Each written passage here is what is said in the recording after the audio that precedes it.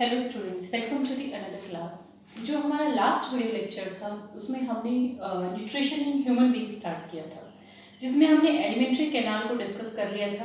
क्योंकि हम रिवाइज करते हैं एलिमेंट्री कैनाल में फूड कहाँ कहाँ से कौन कौन से बॉडी पार्ट से पास होता है। सबसे पहला, अगर हम होलोजोइक न्यूट्रिशन की बात करें ह्यूमंस में, जो कि होलोजोइक न्यूट्रिशन होता है, उसमें फर्स्ट स्टेप है इंजेशन।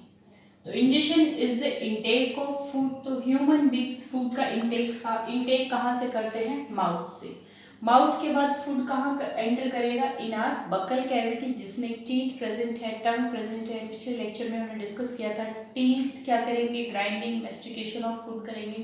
टंग टेस्ट में हेल्प करेगी। देन फूड आएगा फेरिंग्स में। फेरिंग्स के बाद आएगा इसोफेगस, देन स्टमक के बाद small intestine and then into the large intestine and finally जो फूड है वो किसमें स्टोर होगा? रेक्टम में। तो हमने फर्स्ट हमारा जो स्टेप है ingestion is intake of food. और फूड का इनटेक कहाँ से हो रहा है?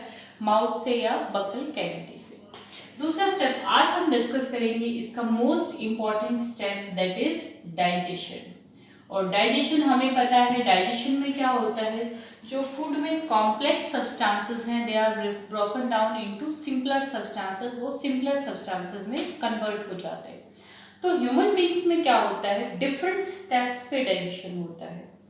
तो वही हम देखेंगे कि माउथ में कौन कौन से न्यूट्रिएंट का डाइजेशन होगा, स्टमक में किसका डाइजेशन होगा और फाइनल डाइजेशन कहाँ पे होगा। तो आज जो हमारा न्यूट्रिशन का जो मोस्ट इम्पॉर्टेंट स्टेप है वो डिस्कस करने जा रहे हैं, दैट इज डाइजेशन। तो इंजेशन से फूड कहाँ आ गया? इन आर ओरल कैविटी और you can say in are buccal cavity. किसमें आ गया? Buccal cavity.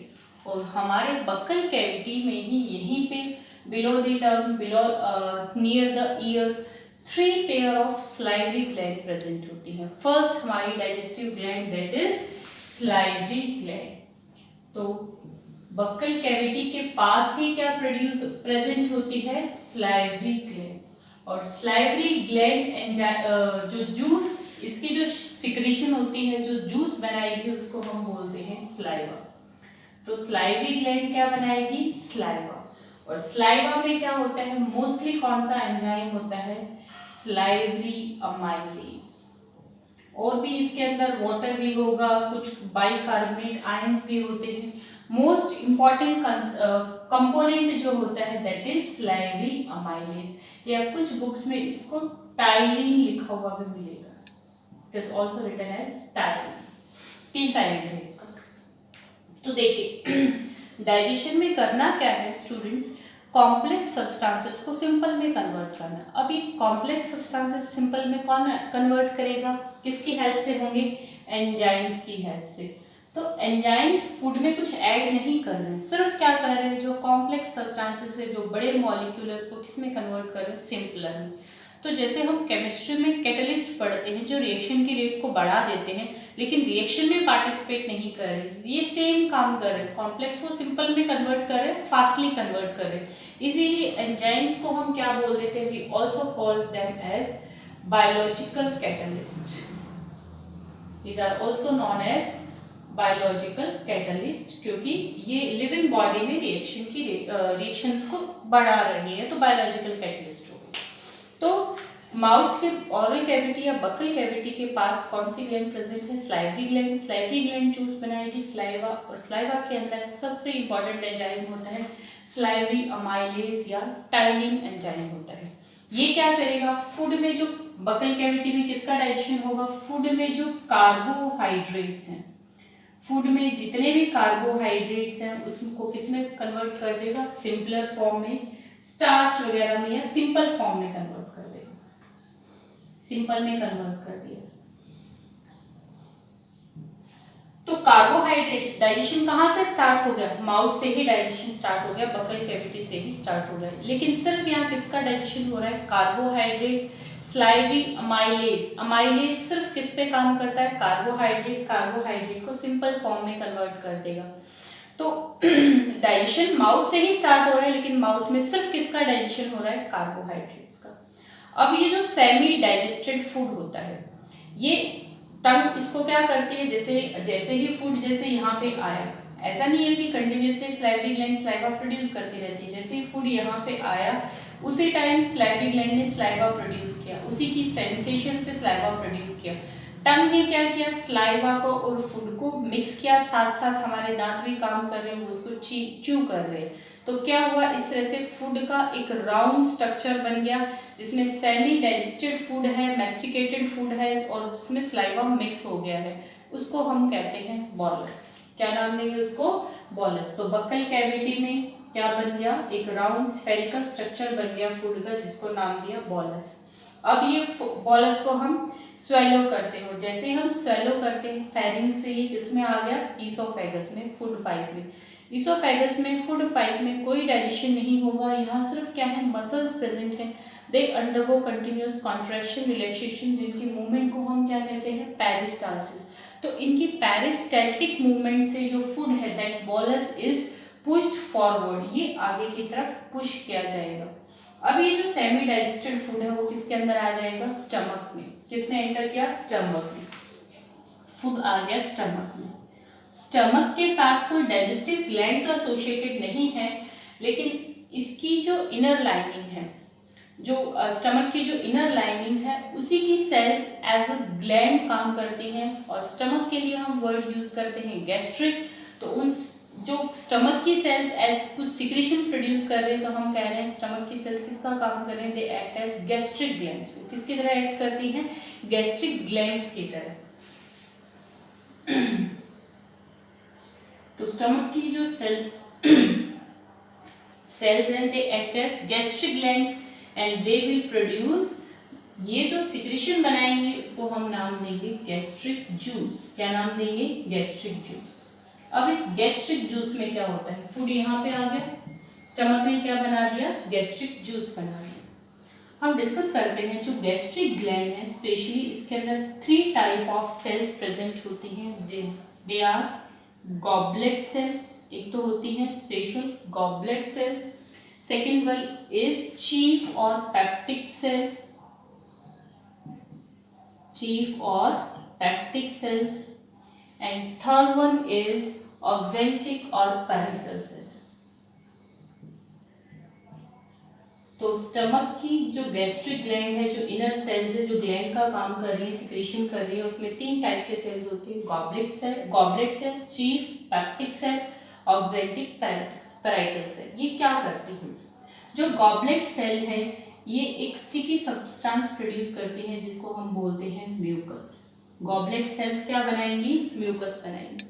Chief peptic cell क्या करती हैं, ये एंजाइम्स प्रोड्यूस करती हैं। कौन से enzyme, pepsinogen and prorennin, pepsinogen and prorennin. और जो ऑक्जेंटिक पैराइटल सेल्स है, दे प्रोड्यूस HCl। ये क्या बनाएंगी, HCl बनाती है। इन सबकी, इन तीनों की सिक्रीशन को मिला के हम क्या नाम देंगे, गैस्ट्रिक जूस। की सेल्स ने क्या बनाया, गैस्ट्रिक जूस। तो गैस्ट्रिक जूस में तीनों सेल्स की सिक्रीशन होंगे, उस गैस्ट्रिक जूस के अंदर क्या होगा, म्यूकस होगा, एंजाइम होंगे पेप्सिनोजन, प्रोरेनिन और HCl होगा। अब इसके क्या फंक्शंस होते हैं उनको डिस्कस करते हैं। तो गैस्ट्रिक जूस में क्या क्या आ गया, सेकेंड जो जूस आया है दैट इज गैस्ट्रिक जूस।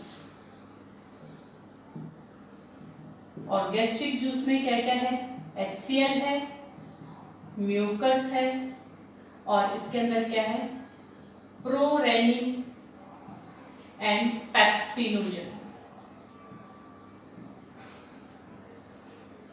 देखिए क्या होता है, जो HCl, क्योंकि जो स्टमक के जो एंजाइम्स हैं, मेन जो एंजाइम है दैट इज पेप्सिनोजन, ये एसिडिक मीडियम में काम कर सकते हैं।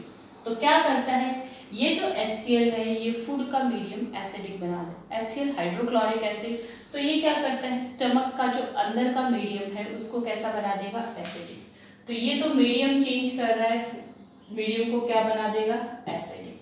म्यूकस क्या काम करेगा, अब देखिए स्टमक की इनर लाइनिंग सॉफ्ट है, वो एसिड से डैमेज हो सकती है, इसीलिए ये म्यूकस क्या करता है, स्टमक की इनर लाइनिंग को प्रोटेक्ट करता है एसिड से। तो म्यूकस क्या करेगा, protect inner lining of stomach, ये स्टमक की इनर लाइनिंग को प्रोटेक्ट करता है। मेन एंजाइम्स कौन से हैं? प्रोरेनिन और पेप्सिनोजन। जब ये प्रोड्यूस होते हैं फ्रॉम द चीफ और पेप्टिक सेल, तो ये इनएक्टिव फॉर्म में प्रोड्यूस होते हैं। जो इनएक्टिव फॉर्म है वो कौन सी है? प्रोरेनिन और पेप्सिनोजन। अब जैसे ही इनको HCl मिला, एसिडिक मीडियम मिला, ये दे गेट एक्टिवेटेड और ये एक्टिवेट होके क्या बना लेंगे? रेनिन, और ये क्या बना लेगा? पेप्सिन। क्या बना लेंगे? रेनिन और पेप्सिन। बुक में आपको यही लिखा हुआ मिलेगा, पेप्सिन। तो ये इनएक्टिव फॉर्म में सिंथेसाइज हो रहे पेप्सिनोजन, जैसे ही एसिडिक मीडियम मिला ये एक्टिवेट हो गए, पेप्सिन में कन्वर्ट हो गए। ये प्रोरेनिन और किस में कन्वर्ट हो गया? रेनिन। जो रेनिन होता है मोस्टली जो ये बच्चों में, इन्फेंट्स के अंदर ज़्यादा प्रोड्यूस होता है, अडल्ट्स में कम प्रोड्यूस होता है। जो मेन एंजाइम होता है जो सिक्रीशन करेगा दैट इज पेप्सिन। और पेप्सिन किस पे काम करता है? Pepsin act on protein. ये किस पे काम करेगा? जो फूड में जितने भी प्रोटीन्स है उनके ऊपर काम करेगा और इसको किस में कन्वर्ट कर देगा? सिंपलर फॉर्म पेप्टोन्स में कन्वर्ट कर देगा। ये आप सीधा लिख सकते हैं, प्रोटीन को डाइजेस्ट करेगा, सिंपलर फॉर्म में कन्वर्ट करेगा। तो मेन स्टमक में किसका डाइजेशन हुआ? स्टमक में डाइजेशन हुआ प्रोटीन्स का। बक्कल कैविटी में किसका हुआ था? कार्बोहाइड्रेट। यहाँ डाइजेशन स्टार्ट हो गया प्रोटीन्स का। अब जो सेमी डाइजेस्टेड फूड है, यहाँ जो सेमी डाइजेस्टेड फूड है, then it from stomach then it passes into the small intestine. Stomach के बाद अगला पार्ट कौन सा हो गया? स्मॉल इंटेस्टाइन में आएगा। तो हमने लास्ट लेक्चर में क्या था? स्मॉल इंटेस्टाइन का दिस वन पार्ट इज डोडुनम और नीचे वाला जो कोल्ड पार्ट है उसको हमने क्या नाम दिया था? Jejunum and ileum. तो स्टमक के बाद अब फूड कहाँ पे आ गया? डोडुनम के अंदर। कहाँ आया? डोडुनम के अंदर, या और you can say small intestine में आ गया। अब यहाँ पे कंप्लीट डाइजेशन ऑफ फूड होगा। अब देखिए क्या होता है, डोडुनम पार्ट में यहाँ साथ में लिवर भी प्रेजेंट है और पैनक्रियाज भी प्रेजेंट है। देखिए जैसे ये डोडुनम है, यहाँ लीवर है और इधर पैनक्रियाज है। तो ऐसे नहीं है कि यहाँ से लीवर ओपन हो गया, यहाँ लीवर की डक्ट आ गई और यहाँ से पैनक्रियाज की डक्ट आ गई।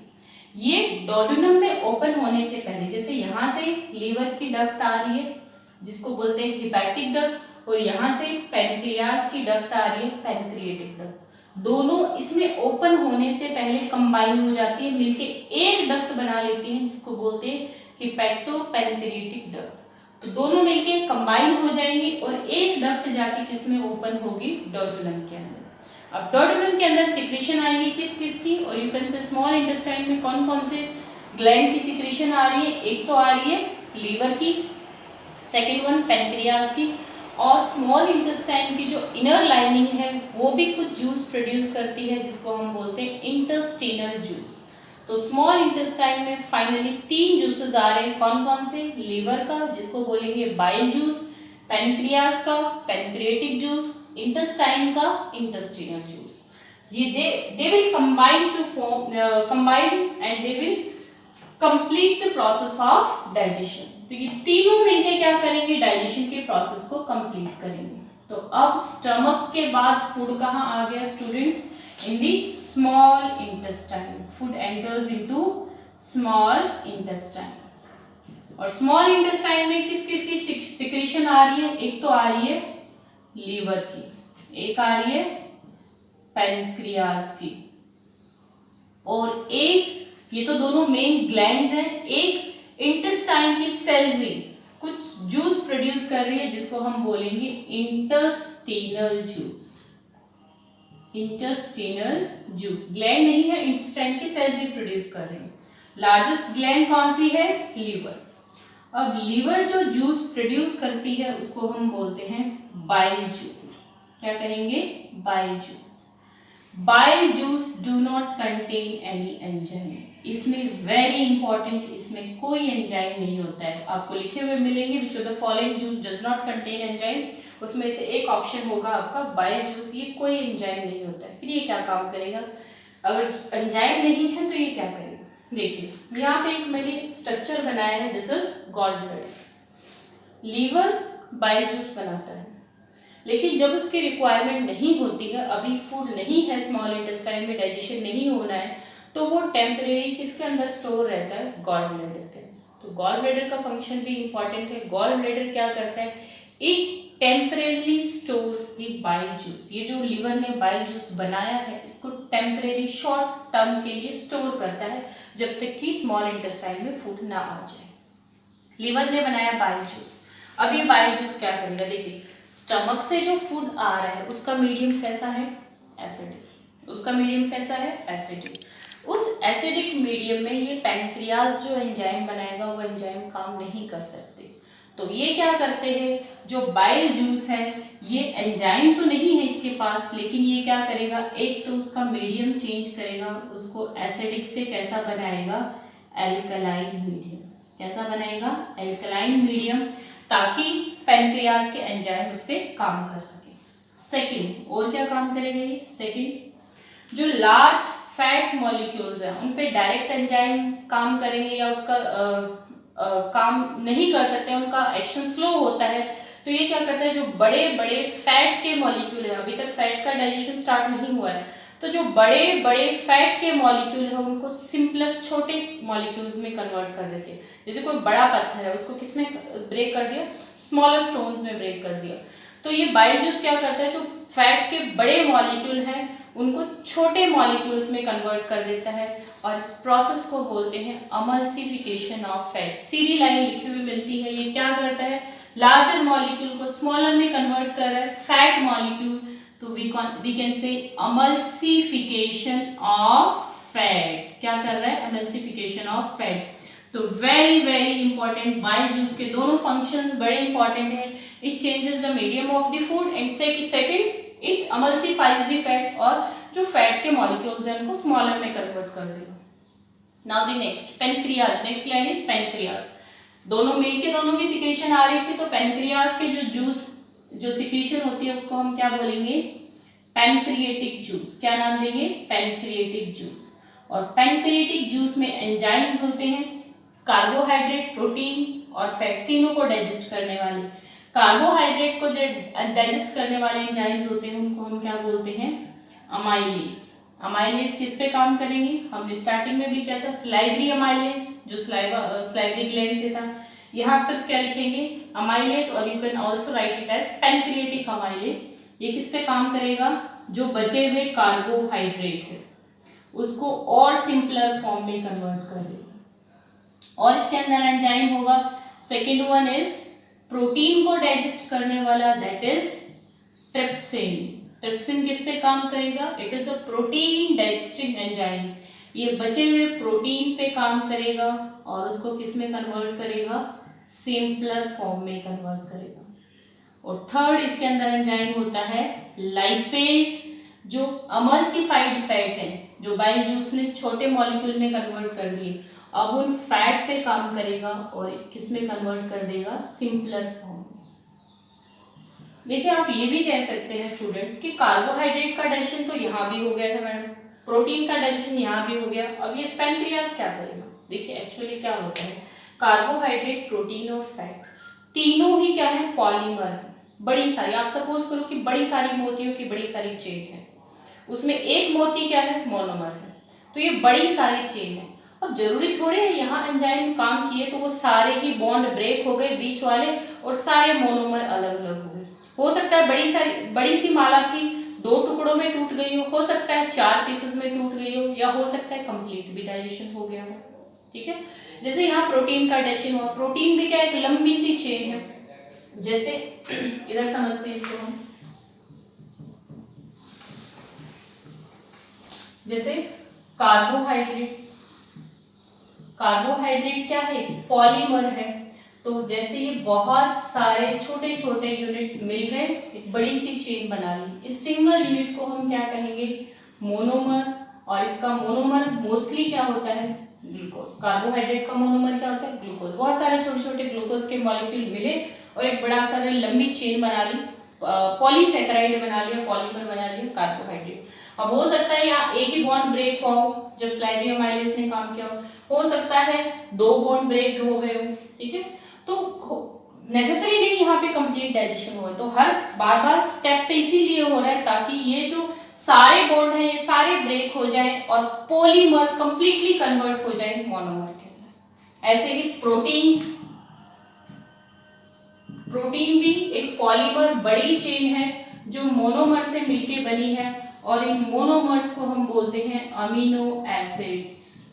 प्रोटीन के मोनोमर्स कौन है? Amino acids. तो यहाँ भी क्या होगा, ये जो एंजाइम्स है ये इनके बॉन्ड को ब्रेक कर रहे हैं। अब जो नेसेसरी तो नहीं, जब यहाँ पे पेप्सिन ने काम किया हो तो सारे बॉन्ड ब्रेक हो गए, तो जो बच गए हैं वो कौन ब्रेक कर देगा? ये ट्रिप्सिन ब्रेक कर देगा। और फैट का डाइजेशन तो स्टार्ट ही यहाँ से हुआ। चलिए आगे, तो पैनक्रियाटिक जूस में मोस्टली कौन से एंजाइम्स होते हैं? That is amylase, trypsin and lipase. Now the last intestinal juice. Intestinal juice में बहुत सारे एंजाइम्स होते हैं, आपकी बुक में नहीं दिए इसलिए नाम नहीं लिख रहे हैं हम। इंटेस्टिनल जूस में अमाइलेजेस, लाइपेजेस, सुक्रेजेस, डाइएजेस, प्रोटीएजेस, बहुत सारे एंजाइम्स होते हैं। फाइनली क्या करेंगे, जो बचे हुए जो भी कार्बोहाइड्रेट, लिपिड या प्रोटीन्स बच गए हैं उनका कंप्लीट डाइजेशन करेंगे, और वो किस में कन्वर्ट हो जाएंगे? कार्बोहाइड्रेट किस में कन्वर्ट हो जाएगा? ग्लूकोज में। प्रोटीन किस में कन्वर्ट हो जाएंगे? अमीनो एसिड्स में। और इसी तरह से जो फैट है, लिपिड है, वो किस में कन्वर्ट हो जाएंगे? इसकी मोनोमरिक यूनिट, और फैट लिपिड की मोनोमरिक यूनिट क्या होती है? Fatty acid plus glycerol. तो इस तरह से देखिए स्मॉल इंटेस्टाइन में कंप्लीट डाइजेशन हो जाएगा, carbohydrate get converted into glucose, protein into amino acid, fat lipid into fatty acid and glycerol.